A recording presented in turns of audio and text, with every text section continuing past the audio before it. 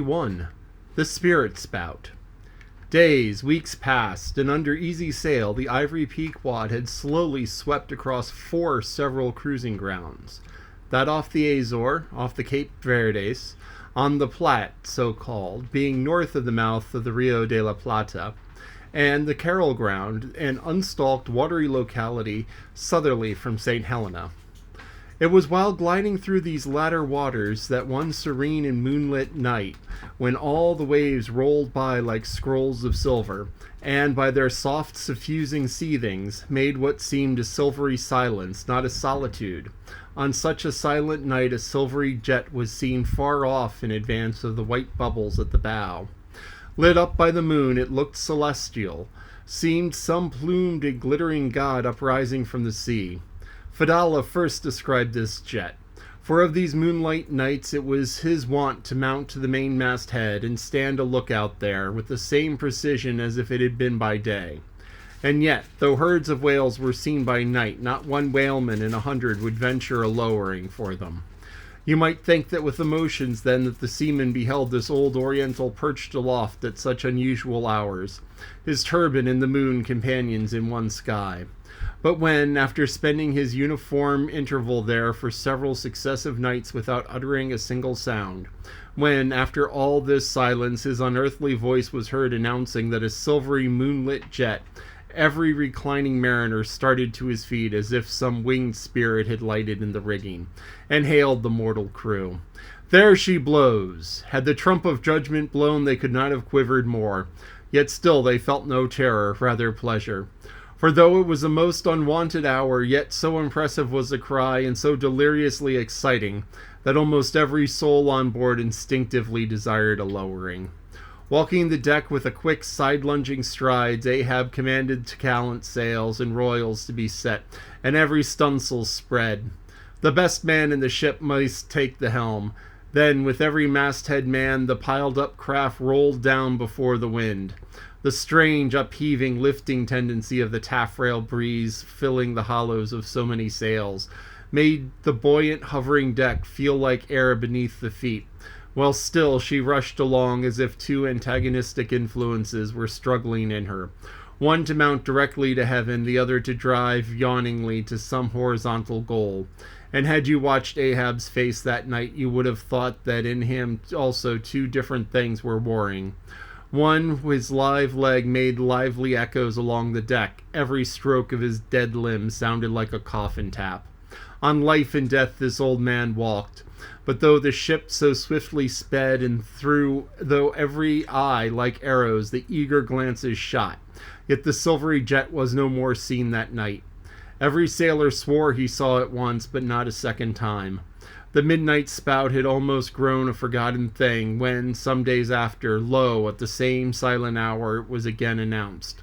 Again it was described by all, but making sail to overtake it once more it disappeared as if it had never been. And so it served us night after night till no one heeded it but to wonder at all. Mysteriously jetted into the clear moonlight or starlight as the case may be, disappearing again for 1 whole day or 2 days or 3, and somehow seemingly at every distant repetition to be advancing still further and further in our van. This solitary jet seemed forever alluring us on. Nor with the immemorial superstition of their race, and in accordance with their preternaturalness, as it seemed, which in many things invested the Pequod, were there wanting some of the seamen who swore that whenever and wherever described, at however remote times, or in however far apart latitudes and longitudes, that unnarrowable spout was cast by the one self-same whale, and that whale Moby Dick. For a time there reigned, too, a sense of peculiar dread at this flitting apparition, as if it were treacherously beckoning us on, in order that the monster might turn round upon us and rend us at last in the remotest and most savage seas. These temporary apprehensions, so vague but so awful, derived a wondrous potency from the contrasting serenity of the weather, in which, beneath all its blue blandness, some thought there lurked a devilish charm.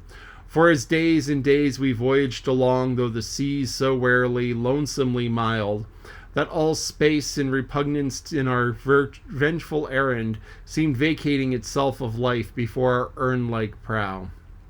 But at last, when turning to the eastward, the Cape winds began howling around us, and when we rose and fell upon the long troubled seas that are there, when the ivory-tusked Pequod sharply bowed to the blast and gored the dark waves in her madness, till like showers of silver chips the foam flakes flew over her bulwarks, then all this desolate vacuity of life went away, but gave place to sights more dismal than before.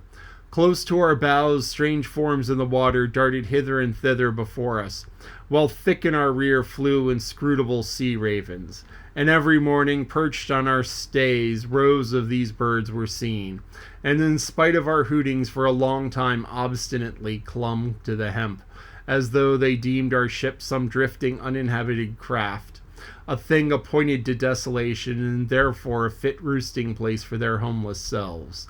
And heaved, still unrestingly heaved the black sea, as if the vast tides were a conscience, and the great mundane soul were in anguish and remorse for the long sin and suffering it had bred. Cape of Good Hope do they call ye? Rather Cape Tormento, Toto, as called of yore, for long allured by the perfidious silences that before had attended us, we found ourselves launched into this tormented sea, where guilty beings transformed into those fowls and these fish seemed condemned to swim on in everlasting without any haven in store, or beat the black air without any horizon, but calm, snow-white and unvarying, still directing its fountain of feathers to the sky, still beckoning us on from there. The solitary jet would at times be described. During all this blackness of the elements, Ahab, though assuming for a time the almost continual command of the drenched and dangerous deck, manifested the gloomiest reserve, and more seldom than ever addressed his mates. In tempestuous times like these, after everything above and aloft has been secured, nothing more can be done but passively to await the issue of the gale. The captain and crew became practical fatalists. So, with his ivory leg inserted into its accustomed hole, and with one hand firmly grasping the shroud, Ahab for hours and hours would stand gazing dead to the windward, while an occasional squall of sleet or snow would all but congeal his very eyelashes together.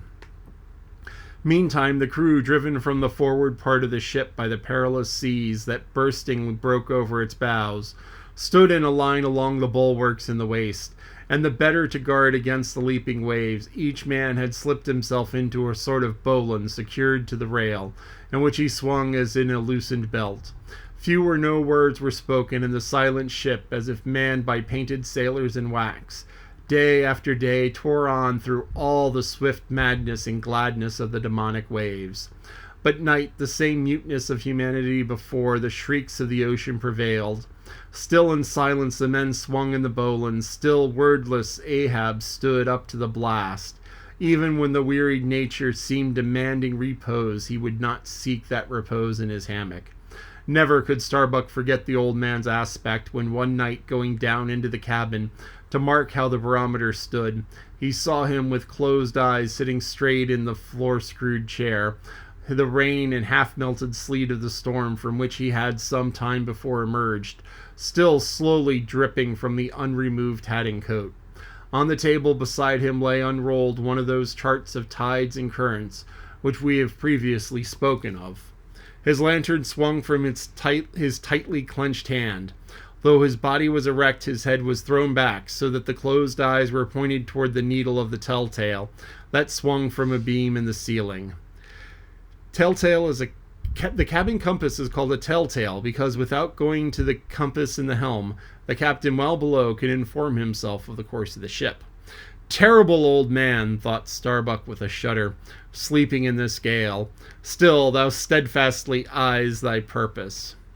This is the end of chapter 51. So, they've started seeing signs of the whale off in the distance. And they would see the spout at night, far, far off, because whale spouts, they have the blowhole on top of their head, and they expel a lot of air all at once.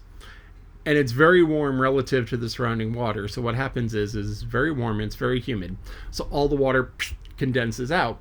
So it looks like this, it actually is kind of like a big cloud of steam, fog, mist. And so the whale blows this massive burst of air, and water goes, and you can just see it.